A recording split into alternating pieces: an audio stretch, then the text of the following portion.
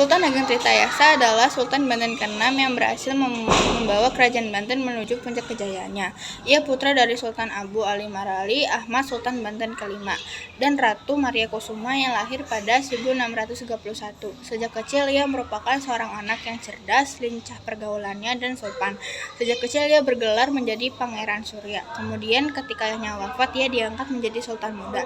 Setelah kakeknya meninggal, ia diangkat sebagai Sultan Banten ke-6 pada usia 20 tahun. Ia mempunyai 2 istri dan 30 anak. Kedua orang tuanya menganggap bahwa dia merupakan tumpuan calon yang cocok menjadi pewaris tahta Kesultanan Banten. Prestasi jasa yang dilakukan adalah mengembang kerajaan Banten hampir mencapai separuh Jawa Barat, Selat Sunda hingga Lampung. Prestasi yang dicapai pada masa kejayaannya adalah kemajuan di bidang perdagangan, perluasan wilayah, dan melawan VOC. Pertempuran yang dihadapi adalah perlawanan terhadap VOC.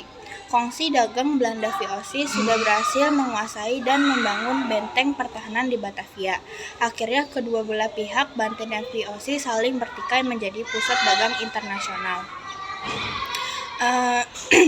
Situasi konflik terjadi dengan VOC sebelum kian memanas berkat perlawanan yang dilakukan oleh pemimpin baru terjadinya karena VOC sering memimpin menghadang perjalanan kapal aspal Cina yang tengah perjalanan ke Banten.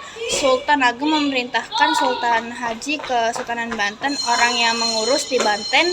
Sultan Haji mendatangkan keuntungan ke VOC, tetapi VOC meminta Rp6.000 kepada Banten. Nantinya jika ia mengingkari perjanjian yang sudah ditandatangani, akan meminta Rp6.000. Sultan Ageng serta rakyat mengambil kembali ke Banten. Banten Sultan Haji mulai terdesak oleh serangan pasukan Sultan Ageng di istana dikepung. VOC memberikan bantuan kepada Sultan Haji. Pasukan Sultan Ageng pun mundur dan pemimpinnya dijadikan buronan pada 1683. Sultan Ageng tertangkap karena ditipu oleh VOC. Ia ditahan oleh Belanda sampai 1692.